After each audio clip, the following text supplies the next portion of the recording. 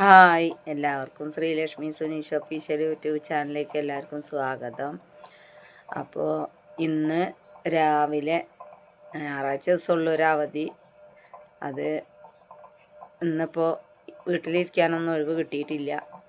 അമ്മ ഇങ്ങനെ വീണു എന്നൊക്കെ പറഞ്ഞപ്പോൾ ഞാൻ അമ്മയ്ക്ക് വേണ്ടിയിട്ടൊരു വഴിപാട് നേർന്നിട്ടുണ്ടായിരുന്നു ഗുരുവായൂർക്ക്. അപ്പോൾ പിന്നെ അത് മാത്രമല്ല, ഞങ്ങൾക്കൊരു 3-4 ആഴ്ചയായിട്ട് എനിക്കും ശ്രീലക്ഷ്മിക്കൊക്കെ തീരെ സുഖമില്ലാതെയായി. ഇങ്ങനെ പെട്ടെന്ന് ശ്വാസം മുട്ട് വരിക, അതുപോലെ ജലദോഷവും തുമ്മലും ഇത് മാറുന്നല്ല.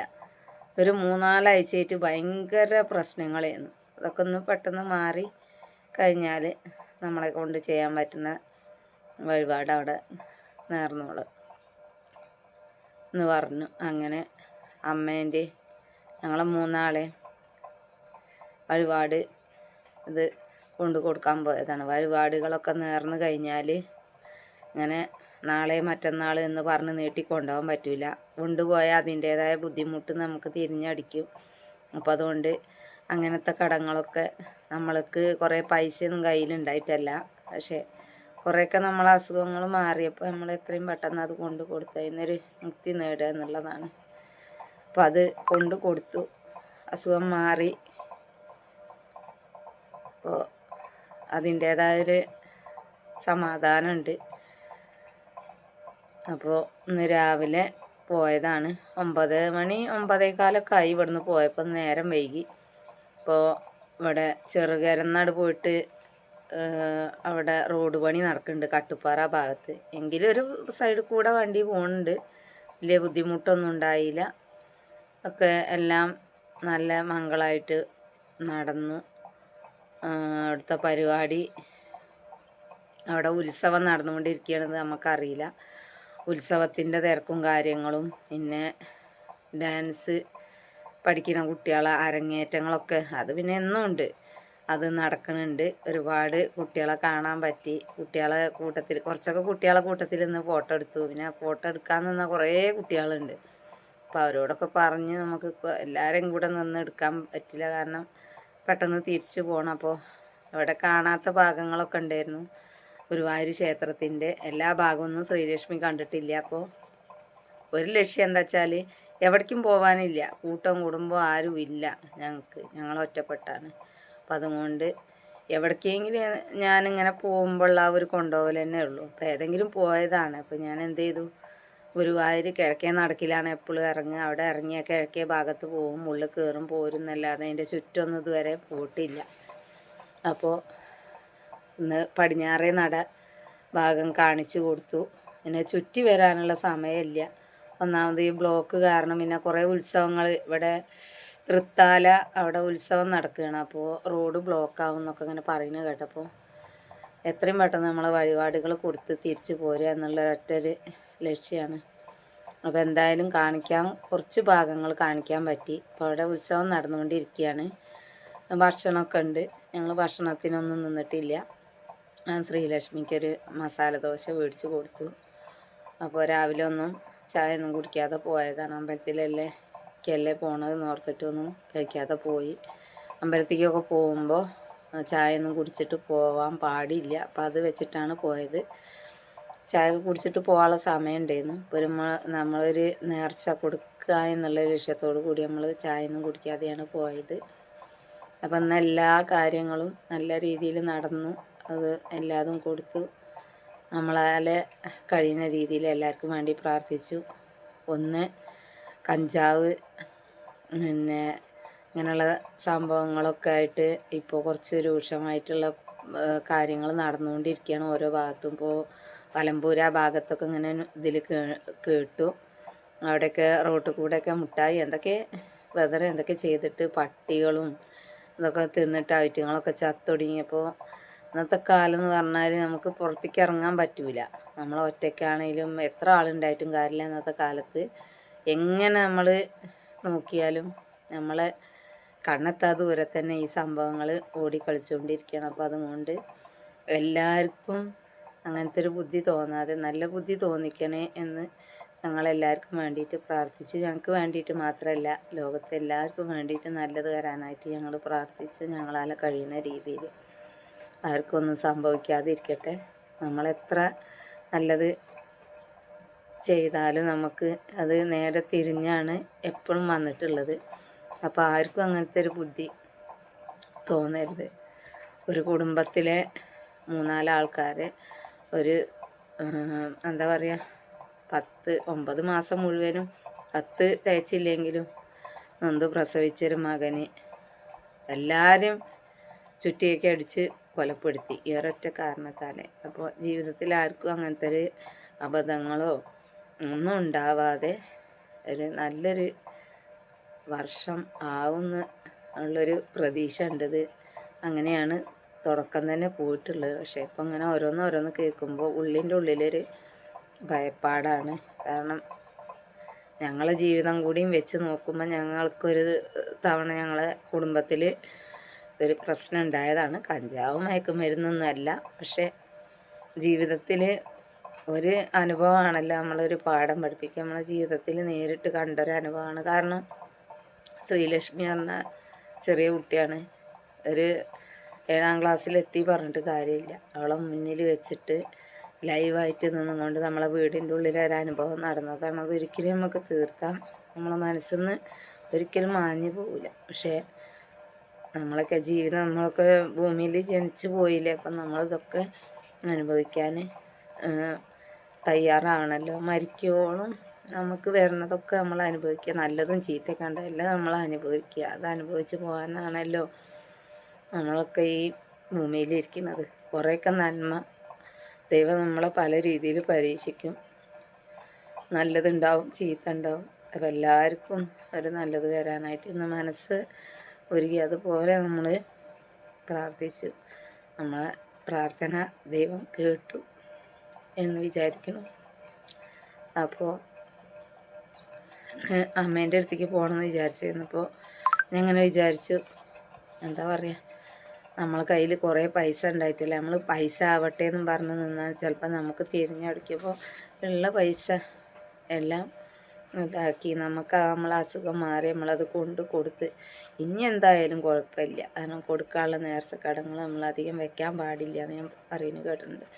എനിക്കാണെങ്കിൽ കുറേ ആയി, എന്താ പറയുക, ഇങ്ങനെ മാറി തന്നെയല്ല. ഇപ്പോൾ കുറച്ചൊക്കെ ലെവലായിട്ടുണ്ട്. ഇപ്പോഴും ഉണ്ട് ചെറുതായിട്ട്, പക്ഷേ എന്നാലും കുറേയൊക്കെ ലെവലായി. മറ്റേത് വർത്തമാനം പറയാൻ പോലും പറ്റിയെന്നില്ല, ശ്വാസം മുട്ടിയിട്ട് മുഴുവനാക്കാൻ കഴിയില്ല.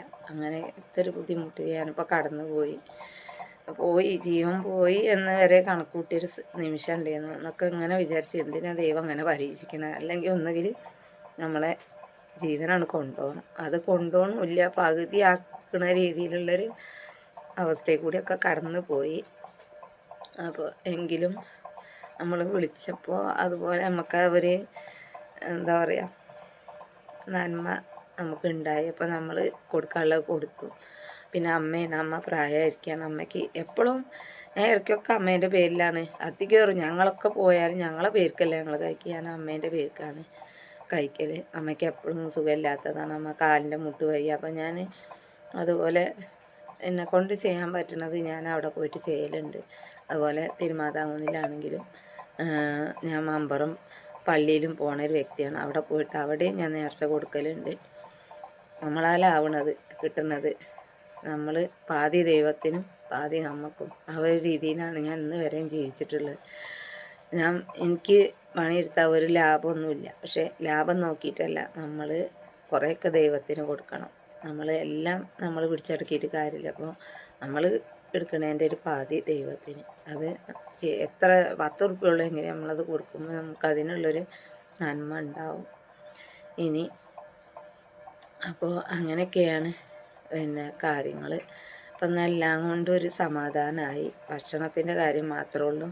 ഞാൻ പിന്നെ വൈകുന്നേരം വരെ ഭക്ഷണം ഇല്ലാതിരിക്കും. പക്ഷേ ശ്രീലക്ഷ്മിക്ക് അത്രയും ദൂരമല്ലേ. അപ്പം ഞാനൊരു മസാല ദോശ മേടിച്ചു കൊടുത്തു.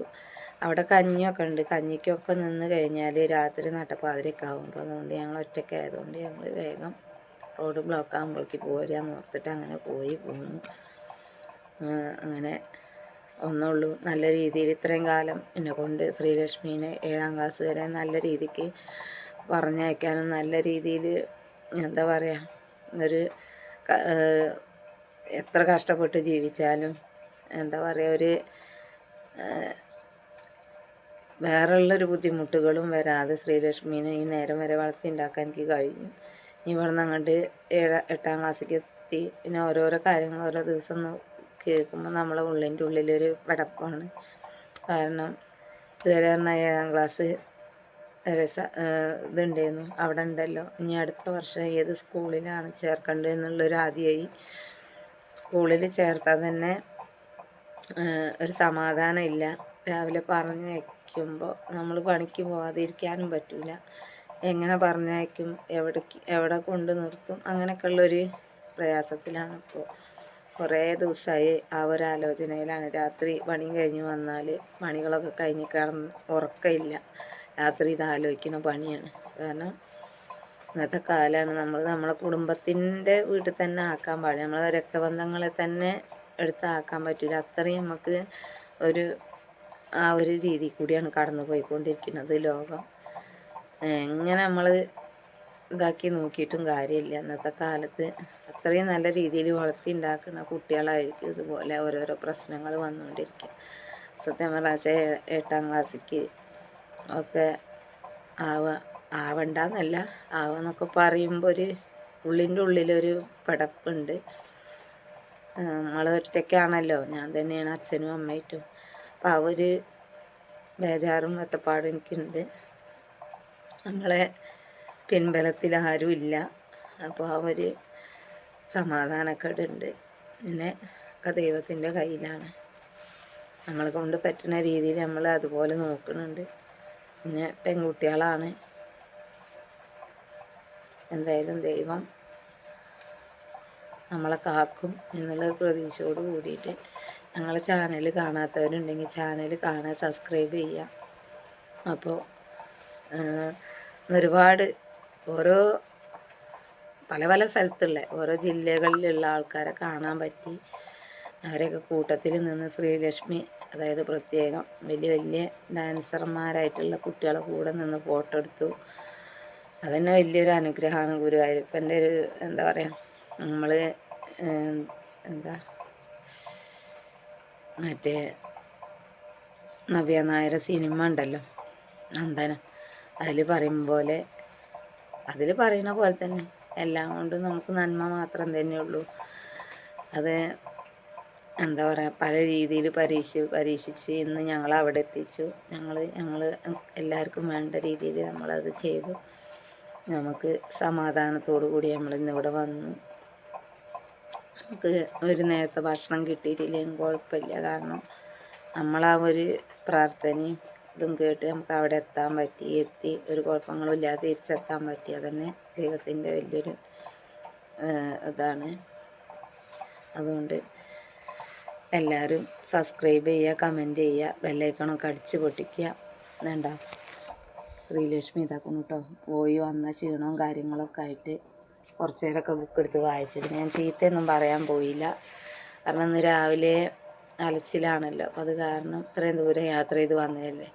അപ്പോൾ അതിൻ്റെ ഒരു ബുദ്ധിമുട്ടുള്ളതുകൊണ്ട് ഞാൻ കുറച്ച് നേരമൊക്കെ വായിച്ചിട്ട് കിടന്നോളാൻ പറഞ്ഞു, കിടന്നു. അപ്പം നാളെ സ്കൂളിൽ പേരൻറ്റ്സ് മീറ്റിംഗ് ആണ്. അപ്പം അതിന് ചെല്ലാൻ പറഞ്ഞിട്ട് പോകാൻ പറ്റില്ല. കാരണം കടയിൽ 2 ആൾ ലീവാണ്. അപ്പോൾ ഞങ്ങൾ 3 ആളുണ്ട്. അതിലിപ്പോൾ ഒരാൾ ബില്ലിങ്ങിൻ്റെ ആളാണ്, പിന്നെ ഞങ്ങൾ 2 ആളാണ്. അപ്പോൾ കൗണ്ടറിലെ ആൾ വേണം, തിരക്കുള്ളതാണ് കടയിൽ. അപ്പോൾ അതുകൊണ്ട് ലീവ് എടുക്കാൻ പറ്റില്ല. അപ്പോൾ മാഷ വിളിച്ചിട്ടുണ്ടായിരുന്നു നമ്മളെ സാഹചര്യം എങ്ങനെയാണ്. അപ്പോൾ ബസ്സില്ലാത്തത് കൊണ്ട് കുട്ടീനെ പറഞ്ഞയക്കാൻ പറ്റില്ല. പിന്നെ ഞാൻ പോവുകയാണെങ്കിൽ കൊണ്ടുപോകാൻ പറ്റുള്ളൂ. അപ്പോൾ പിന്നെ നാളെ സ്കൂളിലേക്ക് പറഞ്ഞയക്കണില്ല. അപ്പോൾ ഞാൻ പണിക്ക് പോകുമ്പോൾ കൂടെ കൊണ്ടുപോകലാണ്. എവിടെയും നിർത്താൻ പറ്റില്ല. നമുക്ക് ഇന്നത്തെ കാലം എന്ന് പറഞ്ഞാൽ അങ്ങനെയാണ്. നമ്മൾ പോകണടുത്തൊരു സമാധാനമില്ല. പണിയെടുക്കുമ്പോൾ പകുതി മനസ്സുവടിയും പകുതി മനസ്സവടിയും വെച്ച് പണിയെടുക്കേണ്ട ഒരു ഗതികേടാണ് നമുക്ക്. എന്താ പറയുക, ആരോരും ഇല്ലാത്തൊരവസ്ഥ. ദൈവം എന്ന് പറഞ്ഞ ശക്തി നമ്മളെ കൂടെ ഉണ്ട്. അത് നമ്മളെ ധിക്കരിക്കാൻ മതി. അപ്പോൾ താങ്ക് യു.